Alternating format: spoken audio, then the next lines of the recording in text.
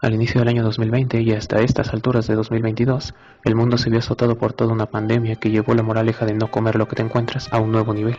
Por más de 2 años, el mundo se vio paralizado y modificado a un punto para el que no se encontraba del todo preparado, y por consiguiente, se suscitaron diferentes problemáticas que dejaron una buena parte de la población mundial en una incertidumbre de la que aún no salimos del todo. Sin embargo, mucha gente vio en las ciencias de la salud a esos guerreros de la vida elegidos por una fuerza mayor a nosotros mismos que vendrían a rescatarnos y que nos debían su completa entrega para la resolución de este conflicto. Esto no resulta una sorpresa para nadie porque ya sea en las salas de espera de un hospital, en las páginas de un libro e incluso en las escenas de una serie dramática, el papel de las ciencias de la salud siempre es planteado como una clase de figura moral que ha llegado a ser respetada por siempre ver en pro de lo mejor para el paciente, ya sea que los métodos resulten prácticos o no, e independientemente de contra quién deba enfrentarse. Esta es una visión que se presta bastante bien para elementos dramáticos que sepan sacar las lágrimas a cualquier persona, pero ¿qué pasa cuando todos los trabajadores de la salud se toman este tipo de discursos demasiado en serio? Hola a todos, les habla Danager, el tejedor psicoliterato, y en esta ocasión nos veremos en el lado más siniestro del furor curandis. La definición dada por internet del furor curandis gira en torno al deseo de una persona por ayudar, siendo un término que originalmente fuera propuesto por Sigmund Freud durante 2 momentos. En el primero de ellos le hace una mención en su texto de Consejos al médico, un texto de carácter técnico que busca orientar a los recién estudiados que intentan comenzar su labor como analistas.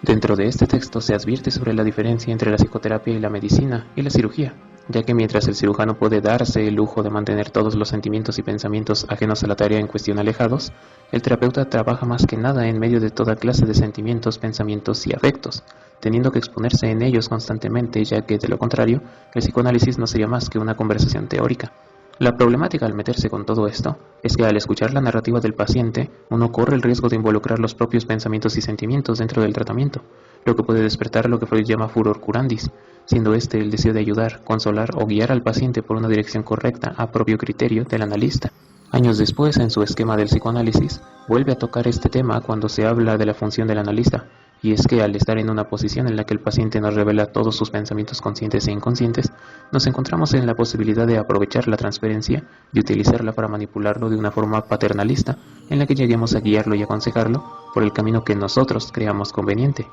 En ambos casos, Freud menciona que el terapeuta debe desoír por completo este deseo, centrándose en la regla fundamental de la asociación libre y usando las intervenciones e interpretaciones, ya que al ceder a este deseo desmedido por ayudar, se corre el riesgo de que el papel del terapeuta pierda valor, y es que si se tratara solo de consolar o aconsejar a una persona, sería de mucho más utilidad el consuelo de un ser querido o el consejo de algún amigo. Esto es muy importante porque aun cuando al dar psicoterapia se cuenta con cierta motivación centrada en la ayuda a otras personas, este deseo no puede ser nunca el motor central al realizar una terapia. Teniendo esto en cuenta, aun cuando Freud solo llegó a mencionar al psicoanálisis en este peligro, ya que su libro era sobre los consejos a quienes practicaran esta profesión, toda la psicoterapia debe tener en cuenta la misma advertencia, teniendo como regla principal involucrar solo la teoría y el pensamiento profesional en un tratamiento terapéutico, dejando la interpretación personal lo más alejada posible.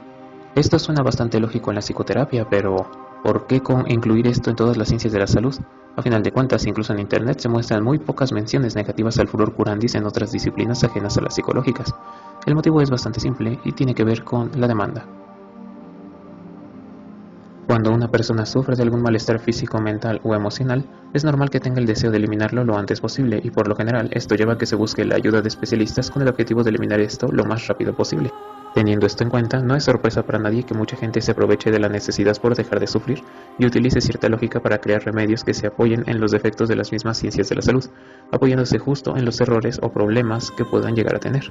Esto es evidente cuando se nota la cantidad de personas que han dado nombres peyorativos a los trabajadores de la salud, como matasanos, psicólogos, loqueros o carniceros, pero se vio aún más durante el comienzo de la pandemia, el cual se caracterizó por una demanda de respuesta y solución inmediata que diera algún sentido a la cantidad de decesos, y ante la incapacidad de muchos para otorgar lo que pedían, terminaron difamando o agrediendo a quien diera noticias, creando toda clase de teorías de conspiración al respecto. Esto no debería sorprendernos del todo, ya que desde el inicio de las prácticas terapéuticas siempre ha existido esta exigencia por conseguir la mejor solución con el menor esfuerzo posible, dando al médico el papel más importante y el ejemplo de cómo mantener un buen estado de salud, lo cual también tiene que ver con la expectativa que la gente puede tener respecto a su estado físico y emocional, con lo que algo ajeno a la expectativa suele terminar en algún chiste cuya gracia sirve para mostrar la contradicción. La crítica parece ser relativamente correcta porque, al saber sobre la importancia de la salud y dedicar la mayor parte de su vida en pro de la salud de los demás, ¿no deberían tener más cuidado a su propio estado? Bueno, en un estado normal se podría decir que sí, porque una jornada de trabajo favorable de no más de 8 horas, un descanso entre semana, ingreso aceptable y condiciones a las que se tiene derecho por ley, lo raro sería lo contrario, pero ¿eso no va en contra de lo que se espera de los trabajadores de la salud? ¿No deberían estar felices de dar consulta a sus amigos, conocidos y gente de la comunidad de manera gratuita en caso de que no tengan recursos? Y aquí es donde se encuentra la problemática del furor curandis, porque ante una demanda de ayuda constante a cada momento, termina guiando a las personas por caminos que son cada vez más erráticos, y como una muestra de aquello tenemos a la ficción. La saga del planeta de los simios ha existido desde hace varias décadas. Sin embargo, la reimaginación que salió en el cine en el año de 2011 nos presenta un excelente ejemplo de las consecuencias del progreso y la búsqueda de salud mostrados por el protagonista. Will es un hombre que dedicó su vida a la investigación para fabricar fármacos que ayudarán a la capacidad cognitiva con la esperanza de curar el Alzheimer que padecía su padre, convirtiendo a un prodigioso maestro de música en un hombre de que muchas veces terminaba teniendo ataques de histeria o momentos en los que sufría de desvaríos. La urgencia por una manera de recuperar a su padre llevó a Will a que dedicara toda su vida a su trabajo. Durante la primera mitad de la película no vemos que tenga algún amigo ni pasatiempo más allá de su investigación, y cuando se queda con César, este divide su tiempo en investigar algún fármaco y en mejorar el compuesto que ya había hecho. Y es verdad que con el tiempo Will acepta sus limitaciones y se ve forzado a aceptarlas, pero también es cierto que las consecuencias por esta obsesión terminaron afectando a varios millones en el futuro. Pero con algo de suerte veremos esa historia en otro video. La serie del turno nocturno es una de tantas series de dramas médicos que vio la luz en el año 2014 y es protagonizada por TC, un médico cirujano que ha regresado recientemente de su servicio como médico militar.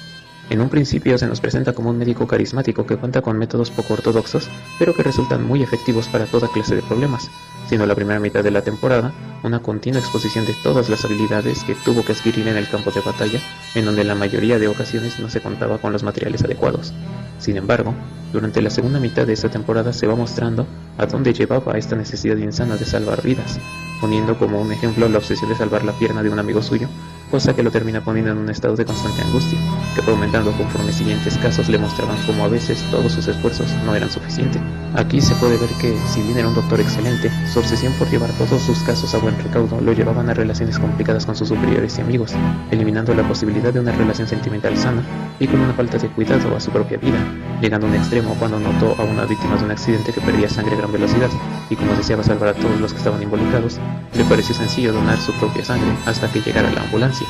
Este acto parece heroico, pero nos muestra una consecuencia del altruismo médico que queda aún más claro en este último ejemplo.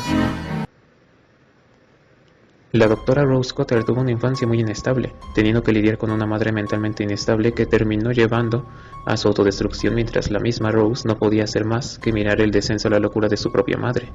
Marcada por este trauma, Rose comenzó a estudiar medicina, especializándose en la psiquiatría y trabajando en una institución psiquiátrica pública, tomando turnos dobles de 12 horas e internando a cualquiera que considerara que lo necesitara, independientemente si había espacio o si le parecía o no a sus superiores. Esto al principio parece admirable, hasta que los sucesos que desencadenan la trama nos muestran las verdaderas consecuencias del furor curandis. Rose se lleva bien con sus compañeros y tiene una relación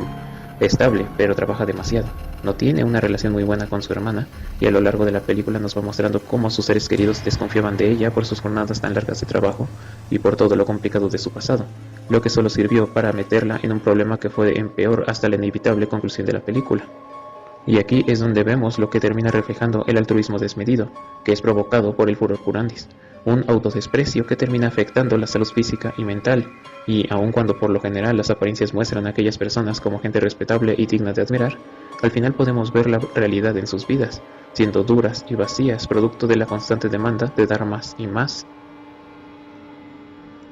Las disciplinas relacionadas con la salud son importantes en la sociedad, y no es raro que quienes toman la disciplina deberían tener un cierto deseo por ayudar, pero cuando éste se va determinando por la demanda constante de los pacientes, puede terminar provocando un furor curandis, lo que al final puede desencadenar problemas, no solo por practicar de manera incorrecta algunos tratamientos, también dañando su propia vida y lastimando a los que tienen a su alrededor. De ahí que se debe evitar caer en la demanda constante y aceptar que trabajar en el terreno de la salud no determina todo el rumbo que tomará la vida de los demás, ya que contrario a la demanda de las personas y del sistema capitalista, no es necesario generar ganancia a cada momento, Hay que recordar que está bien cuidar la salud de los demás, pero nunca sacrificar la propia en estos casos.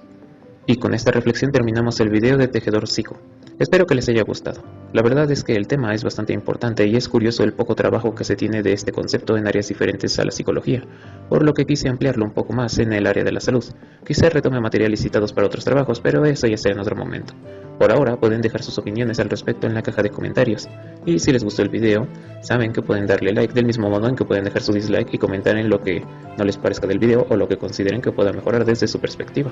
Pero si les parecen razonables mis conclusiones o les gustan estos videos, no olviden suscribirse porque subo videos de psicología todos los meses. Y si quieren ver también algunas reseñas de diferentes materiales o temas relacionados con la literatura, pues están de suerte porque subo video cada 10 días. Y sin nada más por añadir, me despido.